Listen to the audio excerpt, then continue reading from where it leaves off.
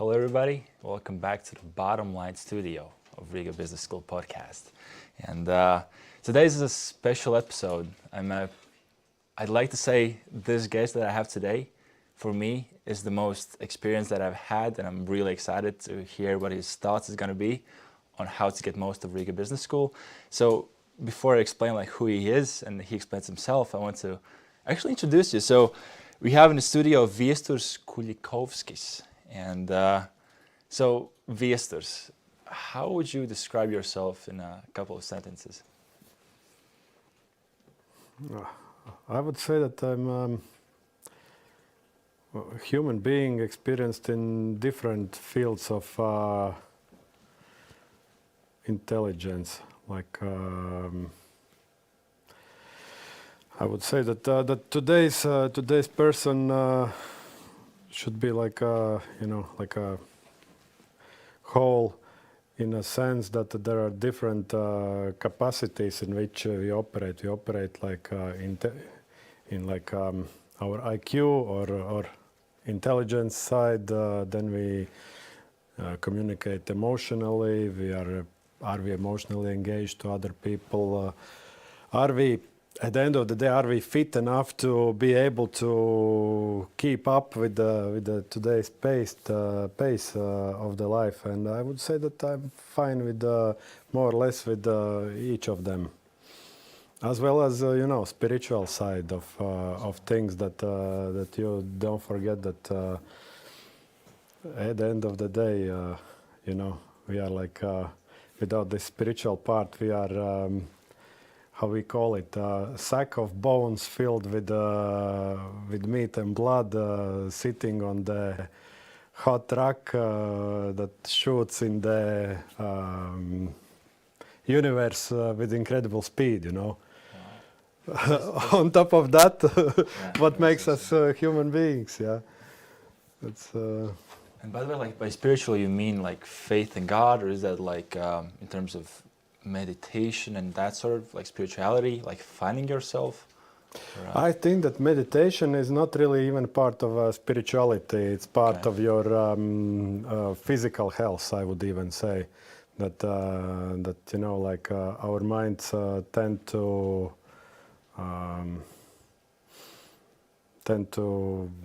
get overwhelmed with volume of whatever, would it be education, would it be your everyday work or family life, or you name it. Meditation is just there's not much of spirituality.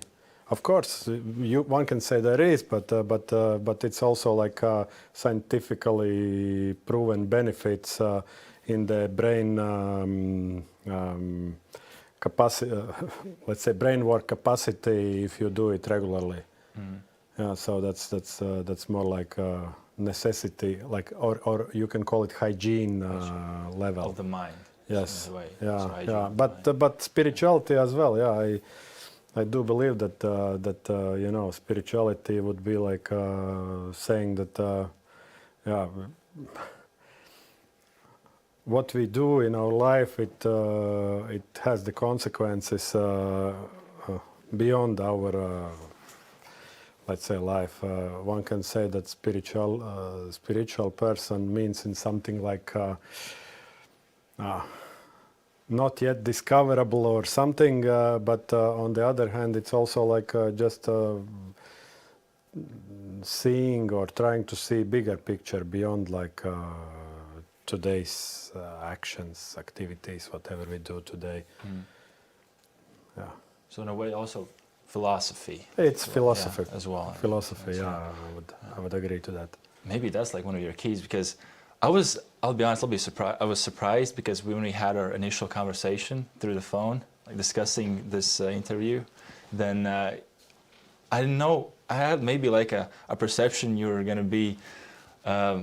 Hard to explain, but you're a really calm and collected person, taking into consideration that you have all these responsibilities, you're a business owner, you run businesses, you probably have a lot of work to do on a daily basis, and taking that into consideration, you were like surprisingly calm, collected. So that was surprising. But like talking about that, so I want you to elaborate. What is it that you're doing currently in your career, professionally?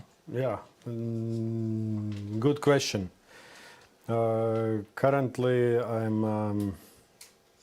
I'm running my own company that in turn has invested into different business fields like real estate, like hospitality, financial technology. Yeah, those are the main ones currently. And yeah, and actually my everyday duty is to overlook the bigger picture of how those things go, and I'm not involved personally in running of each of those businesses myself. So it's more like supervision, guidance. Yeah. And also imagine initially you were the main person doing most of the work, right? So initially when you started the business, you're like doing everything, and now you're delegating the tasks to other people, or? Yeah, you can say so. Yeah, you can say so. Initially, of course, if you talk about my career, so I managed to go through all cycles of employment and business management and so on. So I started like a loan officer at the time, and there was let's say it was 1993. Okay. So it was very, very emergence of the Latvian banking system. So it was started to work very early in one of our first banks in Latvia, and then it grew up to what's currently called Swedbank. So yeah, I was pretty young, probably for that time. I started, I guess, 19, 18, yeah, something like. And age of 23, I became I became a board member of the Hansa Bank at that time. So it was early. So it's an early starter, and of course it gave tremendous opportunities at that time. You know, there was from today's perspective, I would say that the guy of 23, yeah, it's okay for some start in the company, like some entry level, maybe. Okay, today again we have different opportunities, you know, like this information technologies and different things related to that. Actually, they give a lot of youngsters,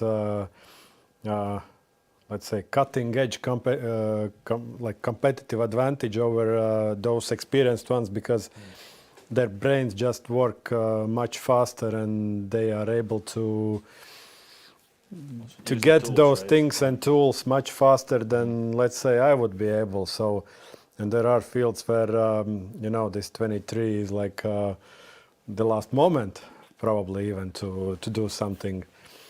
But if you talk about banking, and especially like lending business, then 23, you know, you just get to know what life is. So, and by the way, maybe like this is a provocative question, but I want you to also look in retrospect of how it could have been. So you said that you kind of climbed up the corporate ladder first, and then you started your business.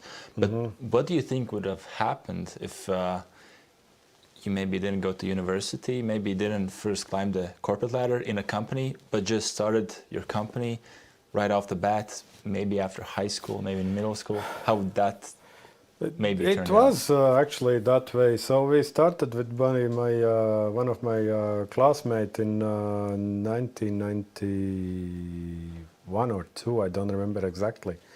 We started actually our first lending operation, still work as schoolboys, actually. So and it went terribly bad.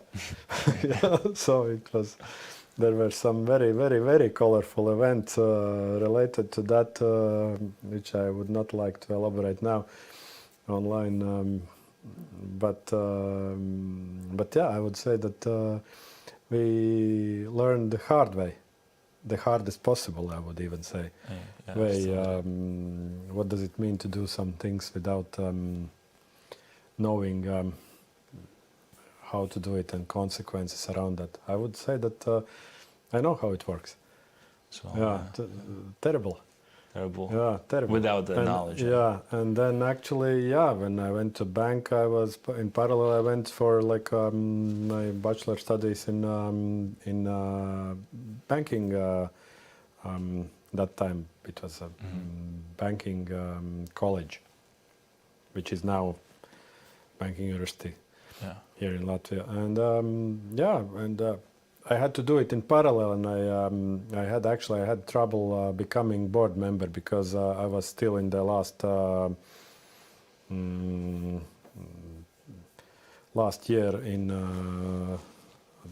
to get my bachelor degree. So it was a bit problem even at that time. So you became board member at your last year of like your senior year of your studies in bachelor's. Yeah. Wow. So it was pretty like it was unusual in a sense. So I had to, I gave promise that I will complete it that year. So I did it. Couldn't say that with the best degree, the best grades possible, or even I would say due to, and that's another story. That today's when we talk, should the normal. I wouldn't say average, but should the good bachelor study student go and work in parallel? I would say no, because that definitely harms the studies. Because I had like 200% workload at my work at that time. There was no time for studies. None at all. I must say that I'm not proud about that part of a chapter in my life that I barely passed state exam, and yeah. So that's why I'm definitely today when I know that in bachelor studies you have quite a good workload in the school. So I'm in favor of putting as much load as possible in the school, so that you don't have really a time to go and work on a side or like half shift somewhere else, because your brain is the most capable at this moment, like at this age after high school, to absorb all the knowledge that you can possibly get, and you will not be late getting to so to say to labor market 2 years later. You wouldn't be late. You will not be late. You will be right on time with the best possible capacity to yeah. Okay, and also to be productive. Be productive. And do quick career afterwards. Because I've heard like a lot of, maybe not a lot, but just students like discussing amongst each other, like what's more valuable. Like during your studies, you can study and work at a corporate firm, company, and apply that knowledge. Or there's some students that maybe are more leaned onto like their corporate jobs, not just like regular, I don't know, working at McDonald's, but they're really like becoming accountants, deliberately working like marketing, and they don't have like this time spending on studies as much. So, I mean, in retrospect, since in your situation you didn't have the time to spend on studies as much, do you think it benefited you more that you, instead of pursuing studies, you let's say build yourself up in the corporate ladder? Or do you think it would have been like long-term beneficial for you if you studied first and then joined the job market? If that would be even 5 or 6 or 7, 8 years later than it was then, yeah, I wouldn't have any chance to become a board member, because there would be a lot more better educated guys around that could outcompete myself. So I had a chance of being in best possible match, so to say. Yeah, it was time and situation, but again, this kind of I would say to some extent it's kind of like a unicorn situation, that you cannot say that okay, this was very successful and so I do copy paste. That would be very bad choice, because what I missed at that time were like some quite fundamental pieces of knowledge in different study areas that I had to recuperate later and through different courses and so on. I don't feel like I missed much today from today's perspective, but it was just like not in organized way. You had to fill in the gaps later. I had to fill a lot of gaps then, and actually I had to get back on track when I got here in RBS. Yeah, in RBS I as a master's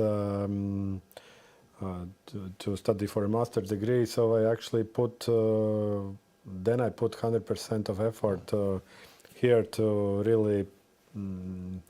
really get most of benefit that could be possible, and thanks God I managed it in a very good way here. Actually, let's elaborate on that, because you're also a special guest today because you are the co-chair of the RBS Supervisory Board. And could you elaborate what maybe your responsibilities include in that position, or what role do you play in RBS?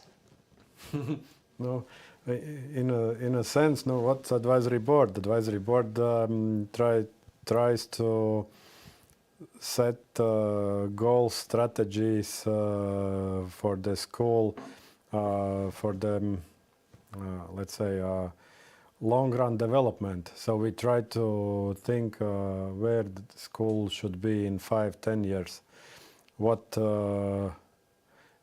benefit the school would be able to deliver to the Latvia as a country at large, not only RBS itself, but also in a bigger perspective.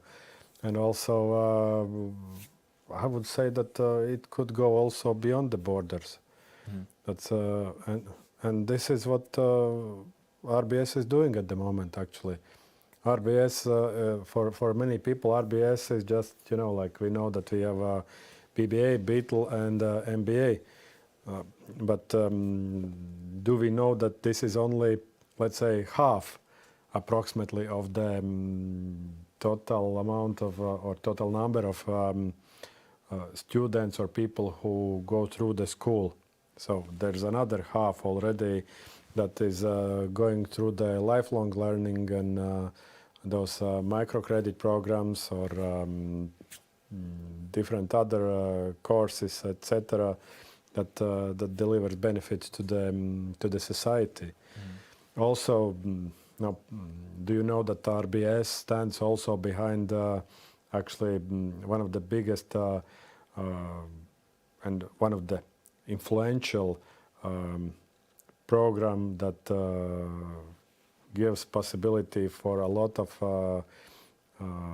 Latvia's teachers, professors from schools and universities to go to study currently to this Buffalo University, where they actually being taught how to teach in a modern way. And that is actually bringing benefit far beyond the few classrooms that are here. And that is, especially these programs are I would say, there is a great component of, let's say, input that was brought through and from advisory board side. as well as one of the parts where, so to say, my soul is sitting is the interdisciplinary approach of the studies. And actually, interdisciplinary approach to the studies is seen in the, and it should of course also develop. It's not the target is not yet reached, but the way why BBA and BEATLE is technically sitting together, they must interact even more than it's today. And the idea is that these programs actually give possibility to get for both sides to get this interdisciplinarity in a real way. So each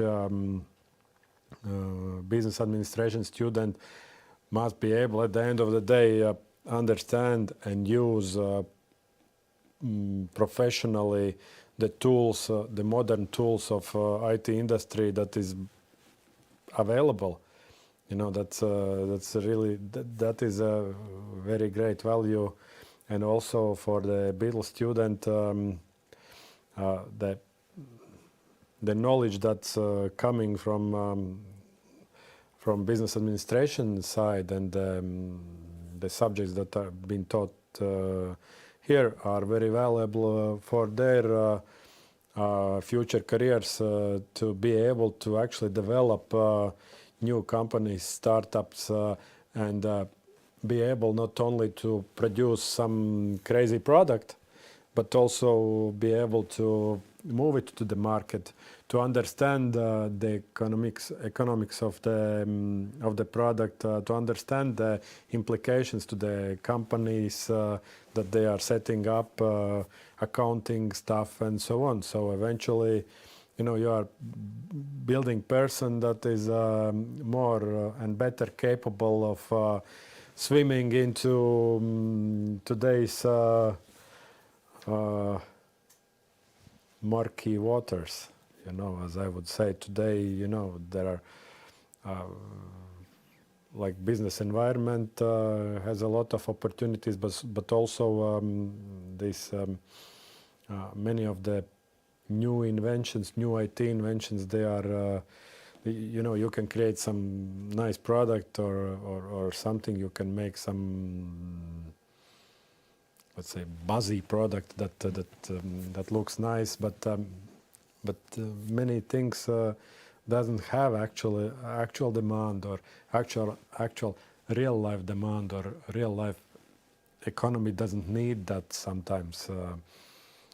We see that there are like many new like flashy new enterprise, you know, okay, we are the next Latvia's unicorn or next whatever unicorn, and then it appears that, oh, sorry, there's like I like very much this story about WeWork, this huge company that had the crazy valuation that was actually that basically was created on the this SaaS principle, you know, this software as a service principal companies, and they just on this buzzword, what they did eventually, they leased a lot of huge volumes of offices or office space from different landlords, and then created co-working space for people, and they named it that they have a space as a service. So eventually, like name sounds the same, SaaS, yeah, but the content was not there. And eventually they went bust. Okay, there were many other reasons behind, but yeah, and this kind of situations can happen if you are, let's say, good product developer, but you don't understand how the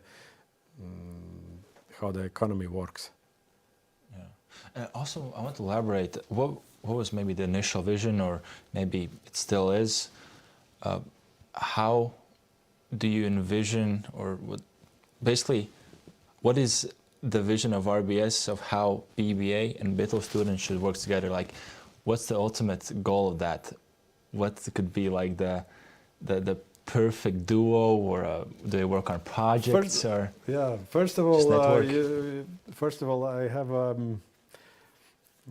that's new stuff for me, but I know that there used to be, or there still is, kind of like two student lounges, BITL and BBA, separate. That must be finished. Actually, like a quick comment on that. There was like, so I'm within like the student union, I'm the president, and we oversee all the cultural things as well. At no point was there any like the official statement ever made that these are separate rooms, and it was probably through like internal communication between the students. They just decided, okay, this is BITL lounge, this is supposed to be BBA lounge because BITLs have a room as well, we should as well. So that was like a culture that just basically implements itself. Things start from there. You just first you mandatory say, okay, guys, we have to live together. Yeah. We have to communicate together, and then also things emerge. The projects, of course, the great vision would be that the projects are made together. You basically, the best thing that you get coming out of the school is that you get connections, real life connections. No, I don't know, Facebook, TikTok, Insta, or whatever, but the real connections. You can actually rely on, and you can. You know that if I need something and if I have an idea, I know that I will call up you and we will make it together. And you are a reliable person, and you know your fields better, but you also understand myself. Let's say if I'm from BITL, you are from BBA, so you understand what I do. Because sometimes if those worlds are separate, you know your stuff, but when you look at me, you think, okay, this is some kind of alien. I don't know what he's thinking, what he's doing. But in that sense, you understand me, and you understand I can say half of the sentence, you can complete it. That's the perfect way how things work together. The vision is still not complete here. I think that integral person must be the person that not only knows how to run the things in the economy, not only understand how the let's say technology is using us in many cases, but this person also has to be with understanding in legal systems and environment, because I do believe that the biggest danger for the current world as it is now at large is that people without understanding of environment as nature and as human relationship, or I would say this is like this is the emotional component of things that people without this kind of understanding can really damage or ruin the world where we are living in, and that's something has to be thought about. It has to be thought about, and the easiest way how to do it is actually add also component of the legal education. So I would say that I would be happy to have that as well in the school. We have some thoughts how to do it, but obviously that takes more time because there are different players in this educational market in Latvia, and not all of us share the same visions, and we still have probably one of the drawbacks here in Latvia is that we have this silos thinking still, that I'm living in my box, and I want to be, or so to say, I want to be the boss of the village instead of being tense in capital city. Yeah. So and this village thinking in Latvian educational system is pretty strong still. So, but we are working on that. Hope to. I want to ask a question, like from student side. I really want to hear like the answer to this. So, what mindset? Because you mentioned also like the connections, but what mindset do you think our Riga Business School students should maybe go through the studies with? So, what should be their main focuses like during the studies? What should they focus on? Is it like skills? You said connections, but is there also something more to that? Or like if you were a student before, but if a student goes through studies, how could they benefit the most out of these studies for the long-term, let's say, benefit? What should they do?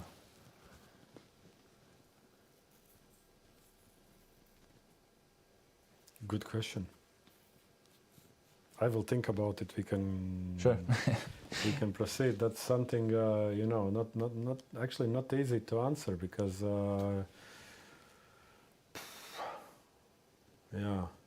It is. It's very broad. Actually, one of the biggest questions. Okay, maybe we can like break it down. So, in terms of investing time, so you're going through the studies. Should you, like maybe splitting time-wise, should you focus all your studies maybe just on the studies themselves, or is the vision also that we spend time maybe like connecting with like the people in the community, maybe like extracurricular activities? Is it like debate clubs? Is it like student union?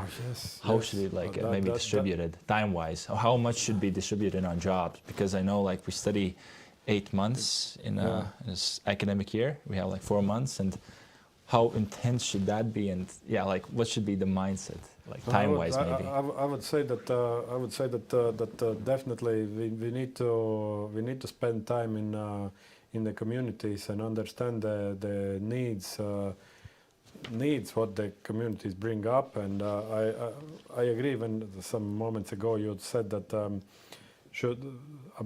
thinking, should I go to work in McDonald's or should I do something in marketing instead, or something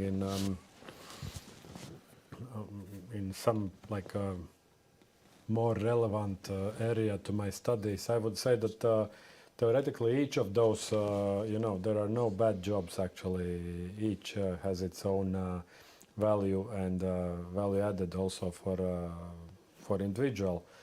Some of them, again, based on our, what I would say, what's very important to me, if I would start again, I would really try to understand myself better at the beginning. What are my core competencies? What are my blind spots? And based on that, I would be in favor of a very individualized approach. That there are people who are very emotionally capable. They probably don't even need to go, to see and work their time during this, free time in some, let's say, socially like engaging works outside school, like I don't know, you name it, like. Go to hospitals or to hospices or wherever. So there are people who have it naturally inside, and they probably could spend this time in doing more like purely intellectual or add up some other parts. And then there are, so to say, people who, if I would be able to understand myself and I would discover that, okay, I'm probably emotionally cold. It's not because I'm a bad person, but that's maybe came from my, childhood history, blah, blah, blah. So then I know that I can work on this component to develop it more. And for me, then it would be really very important to go and see the life in its like difficult situations and understand how my let's say interaction with other people can make their lives better and help really people in difficulties and or in sickness or age related difficulties and then I'm developing myself as a whole person, as integral person, as I would call, and that's the most important. But it's not easy. It's, I have some. I would call it. It's not like I have it like a theory how it should work. Few days ago or a week ago, there was this one interesting conference in Riga, which was related to the precision medicine. That was related basically to the cancer treatment, and this is actually very interesting, let's say, sidestep that cancer as an illness is very individual. There are no, there are like breast cancer or prostate cancer or other cancer, but each of them, for each individual person, is with its unique twists, and each of them can be best cured if you can identify exactly each person's specific situation, specific DNA, and let's say deviations in DNA that caused this cancer to develop, and then it's very well treatable. Same applies to us as human beings. We are all completely individual. There are no two same persons. And if you ask me, what should I do? I would, if I would live again, so to say, from the back, but with my today's knowledge, I would say that I would really spend time to really understand myself better at a very young age, understand my, as I said, blind spots, strong sides. Also finding your passion. So would it be like, maybe you can correct like this summary of what you just said, but so maybe the mindset that a student going through RBS could be that they're trying to find who they are. So in the sense that they find their competencies, what they're good at, what they're bad at, improve the things that they're bad at, like maybe more improve the things they're good at, and also in parallel good. Work on This is a good connections. question. Should we teach the rabbit to better swim or better run? Because he obviously is not good at swimming. So in that sense, better give him more for running capabilities. But as a humans, I agree. We should not forget also about our weak spots. Of course, if you know your strengths is in this field, so you pursue that field, you go there. But you try not to forget what's around, your surroundings, and the other fields where you are not so powerful, and your best yourself can be, let's say, uncovered in situations where you do what you know the best and what you can really develop the best and deliver the best results, but being mindful about what consequences you deliver in other fields. And if going through the studies, you push hard on things that you can do best, and but try to be mindful about consequences your actions deliver to the world, to the society. So it's also like a responsibility of RBS students, because of our competencies that we develop. We have maybe like a kind of like obligation, a responsibility to also It's obligation to yourself and to your children. It's not eventually like, you know, and this is something that about this spirituality or then we come back a little bit to that one, that actually it is very, again, there's like spirituality or religiousness is usually brought to things where people are unable to explain what they are actually doing. No, quite often.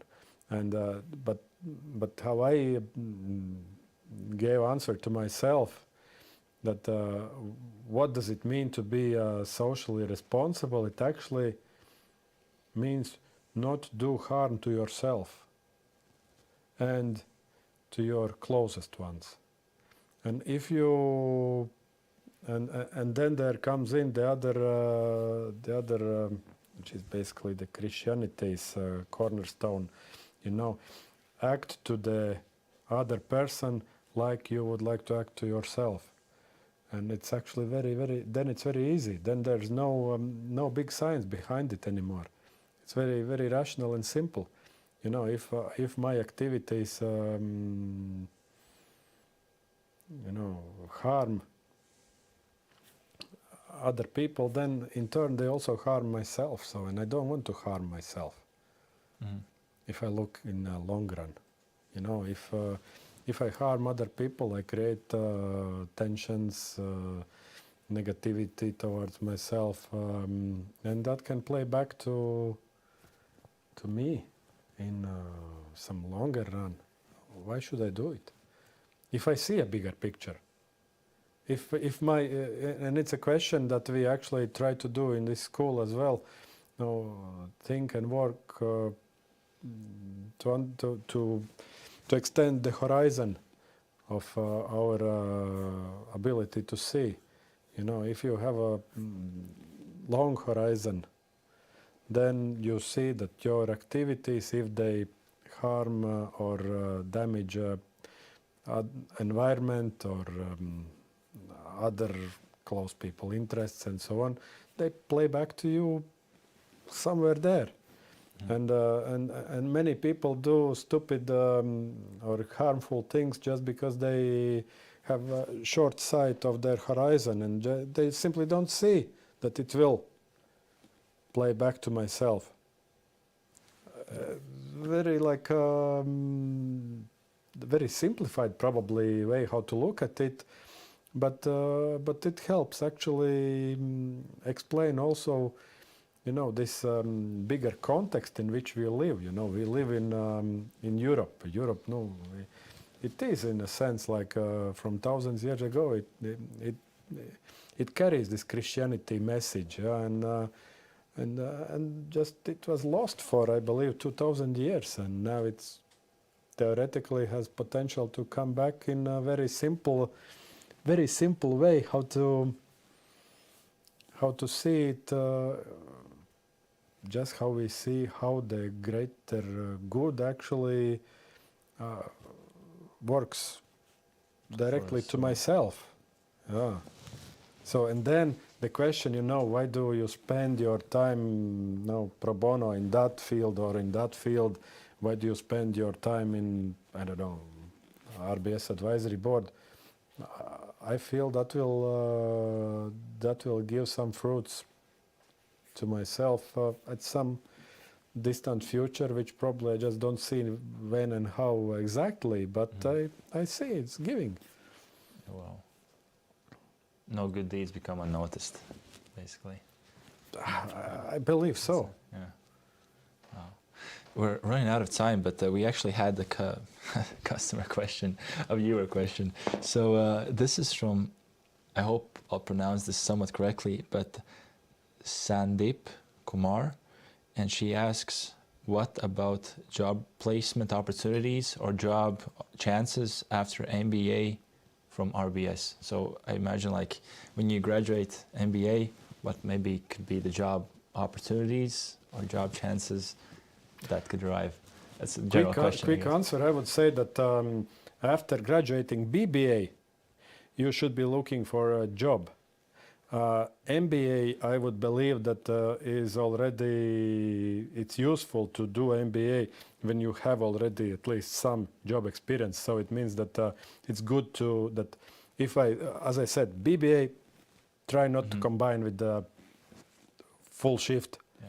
And BTL as well, or? Depends. I Okay. have some examples where it's actually quite useful because of specific knowledge and training that you get through work in IT industry. But MBA, normally you should be already having some kind of a work, and MBA should give you a boost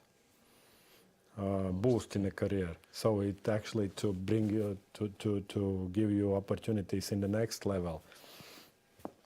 I would say that there are, if I look at the graduation list of MBA students and their future careers in not so distant future after their graduation, you know, you just look at all the biggest corporates in Latvia, all the important positions in state administration. You wouldn't be able to show me one, let's say, top 50 or top 100 institution or corporate in Latvia that doesn't have RBS students or alumni in there. It's a great site, actually. So to answer the question, it's to promote to the next level, to the managerial level. What should be the experience? Is that like you could count it in years? So maybe you just done your bachelor studies. Should there be like a year gap, or is it like so? Like in terms of the position you're in, not an entry level anymore. You're maybe working some kind of specialization. Like at which point should you consider or do an MBA in your career? Technically, you can do it all at once. But the biggest benefit is if you really are able to spend 1-2 years in the real life business. Prior to that? Yeah, prior to MBA. But more than that is also okay? Also okay, sure. No worries. I would just say that not much earlier. I spent 3 years in a very active, or 4, I don't remember, something like that, when I started MBA. So it was very useful. I was different eyes. I was learning statistics, completely different perception. I knew that this is something that can work for me. I was doing marketing, that I was actually applying the things already in my business. I was doing my master's this